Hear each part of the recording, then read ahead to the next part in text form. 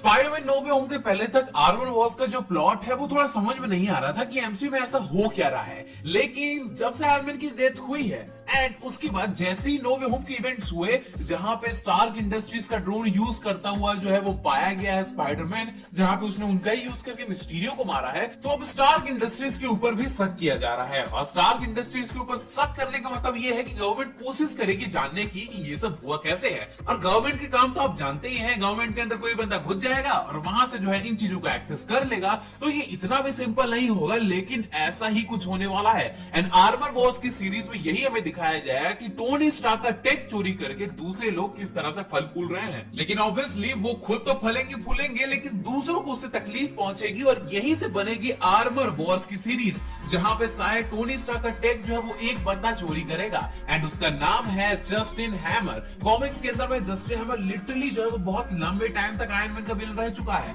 और उस बंदे को लिटरली बहुत कम स्क्रीन टाइम दिया गया। हाँ, उसको एटलीस्ट दिखाया इन्होंने, लेकिन थोड़ा और टाइम तक दिखाते। लेकिन आपको भी पता है कि जस्टिन हैमर अभी जो है वो जेल में है और जेल में होते हुए भी वो बंदा जो है उसके बहुत सारे सोर्सेस होंगे, ऑब्वियसली बात है। इस वजह से हमें फ्यूचर में जस्टिन हैमर जेल से बाहर निकलता हुआ या जेल से भागता हुआ नजर आने वाला है आर्मर वॉर्स की सीरीज से। या फिर हो सकता है ऐसा कि उसकी सजा पूरी हो गई होगी, क्योंकि आयरन मैन 1 मूवी के इवेंट 2010 के थे और अभी जो है एमसीयू की टाइमलाइन जो है वो 2023 में चल रही है, यानी कि 13 साल के आसपास का टाइम हो चुका है और शायद वो बंदा जो है वो अब आजाद हो चुका होगा और जेल से बाहर निकल गया होगा। अब देखो, इससे रिलेटेड कोई सेट फुटेजेस तो अभी नहीं आई है क्योंकि इसकी अभी तक शूटिंग भी स्टार्ट नहीं हुई है, लेकिन ऐसा माना जा रहा है कि अक्टूबर 2022 तक इस सीरीज की जो है शूटिंग स्टार्ट हो जाएगी। तो इस साल अक्टूबर से जो है वो हमें आर्मर वॉर्स के बहुत ही सारे लीक्स एंड सेट इमेजेस देखने को मिलेंगे एंड ये भी बहुत अच्छी होगी। लेकिन अभी जो है वो कुछ जो है इससे रिलेटेड जो है वो प्लॉट्स आए हैं हमारे सामने, तो उन प्लॉट लीक्स को इसमें एक्सप्लेन करते हैं। तो जैसा मैंने बताया कि जस्टिन हैमर जो है वो इस सीरीज का मेन विलन होने वाला है,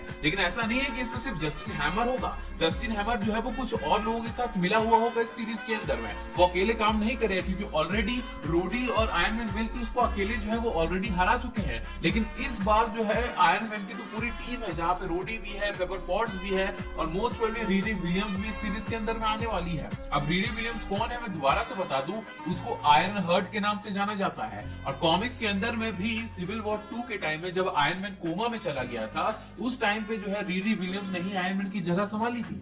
और मैं दोबारा से बता दूं कि हो सकता है कि आयरन मैन का एक ईआई भी हमें एमसीयू में देखने को मिल सकता है। अब जैसे रूमर्स हैं आरडीजे के वापस आने के, तो हो सकता है कि हमें एमसीयू के अंदर में जो है वो आयरन मैन का एक एआई ही दिखा दिया जाए, जहां पे उसी से जो है वो आयरन मैन फैन खुश हो जाएंगे, क्योंकि आरडीजे के सिर्फ वॉइस ही काफी है किसी सीरीज या मूवीज को $2 बिलियन कमा के देने के लिए। और एमसीयू में इतने अच्छे तरीके से रिटर्न और इतने परफेक्ट वे में आरडीजे का रिटर्न नहीं हो सकता है। इसके अलावा doctor strange the multiverse of madness में हमें जो इल्यूमिनाटी वाला यूनिवर्स है उससे इतना तो रेफरेंस मिल चुका है कि क्योंकि इसमें पहले टॉम क्रूज के आयरन मैन होने वाले हैं doctor strange the multiverse of madness में, लेकिन नहीं थे। अब टॉम क्रूज के आयरन मैन से कैसे कनेक्टेड हो सकती है आर्मर वॉर्स, ये सिर्फ थियरी है, चांसेस बहुत ज्यादा कम है, लेकिन बताने में क्या जाता है। इसके अलावा 2009 में कॉमिक आई थी जिसके अंदर में अल्टीमेट आर्मर वॉर्स दिखाई गई थी, जो स्टोरी जो है वो फोकस की गई थी अर्थ 1610 के टोनी स्टार्क के ऊपर। तो मे भी ऐसी पॉसिबिलिटी हो सकती है कि वो जो कॉमिक की स्टोरी थी वो इंस्पायर कर सकती है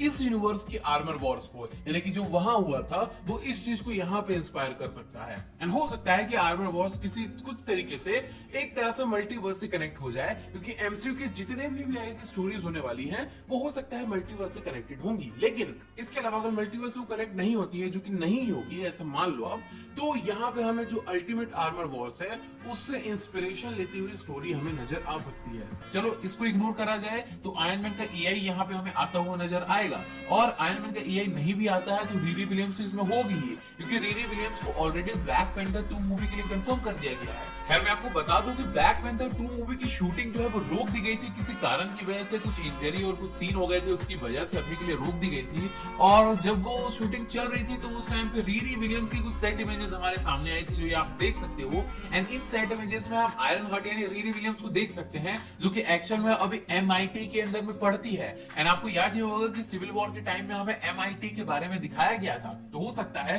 कि वहीं से इसको जो है इंस्पिरेशन मिली हो एक आयरन मैन बनाने की, क्योंकि आपको पता है कॉमिक्स के अंदर में रिरी विलियम्स जो है वो आयरन मैन से इंस्पायर्ड एक कैरेक्टर है, जहां पे वो आयरन मैन से इतनी इंस्पायर हो गई थी कि उसने आयरन मैन का एक सूट ही बना दिया था, और उस सूट को उसने आयरन हार्ट का नाम दिया था। एंड कुछ लोग बोले हैं कि आयरन हार्ट जो है वो आरडीजे की जगह नहीं ले सकती है, तो वो आरडीजे की जगह नहीं ले रही है। वो आयरन हार्ट एक ऐसी कैरेक्टर है जिसने बहुत हेल्प किया आयरन मैन की, तो बहुत इमोशनली ये आयरन मैन से यानी टोनी स्टार्क से कनेक्टेड भी कैरेक्टर है एंड बहुत ज्यादा इंस्पायर्ड भी है। इस वजह से ये जो है वो टोनी स्टार्क जितनी ही स्मार्ट है, आई मीन उतनी भी नहीं होगी, लेकिन टोनी स्टार्क के लेवल की कैरेक्टर है ये, इसलिए इसने खुद का एक सूट बना लिया था। एंड लिटरली वो सूट भी बहुत पावरफुल था आयरन मैन की तरह। कॉमिक्स में आयरन मैन की एआई ने बहुत हेल्प की थी इसके सूट को अपग्रेड करने में। इसने सिर्फ MIT के अंदर जो इसको रिसोर्सेज मिले थे उनका यूज करके जो है वो बनाया था। तो इस कैरेक्टर को हम बिल्कुल भी अंडर एस्टिमेट तो नहीं कर सकते हैं, लेकिन सबसे अच्छी बात यह है कि ये जो कैरेक्टर है ना, ये कैरेक्टर जो है वो हमें आयरन हार्ट की एक सीरीज में भी दिखने वाली है, जो कि आर्मर वॉर्स के जस्ट बाद आएगी। तो इससे हमें इस कैरेक्टर के बारे में और भी डिटेल मालूम चलेगी। तो आर्मर वॉर्स की सीरीज में ये भी होने वाली है। एंड इसके साथ साथ अभी कुछ रूमर्स आ रहे थे कि पनिशर भी इस सीरीज में होने वाला है। अब देखो, आपको पता ही होगा कि जो जितने भी मार्वल के टीवी शोज आए हैं डिज्नी प्लस के, उन्होंने हर शो में कुछ ना कुछ बड़ा किया है। जहां पे व्हाट इफ में उन्होंने सुप्रीम स्ट्रेंज को दिखाया था, लोकी की सीरीज में कैंग द कॉन्कर को दिखाया था, हॉकाई की सीरीज में लिटरली हमें किंग पिन तक को दिखा दिया गया था।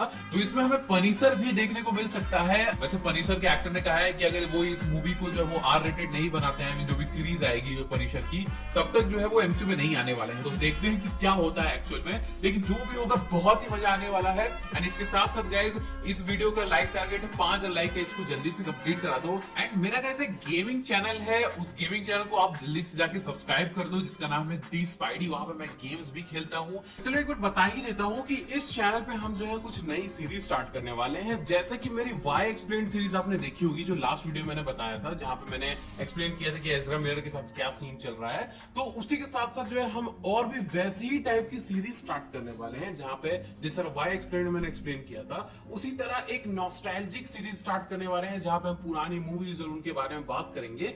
एंड उसके साथ साथ हम यहाँ पे बात करने वाले हैं, स्टार्ट करने वाले हैं एक नटशेल सीरीज के बारे में। नटशेल के अंदर में हम जो है एक्चुअल में जो है एक्सप्लेन आपको मैं मूवीज या सीरीज या टीवी शोज या कुछ भी है जो भी है उसको एक्सप्लेन करूंगा।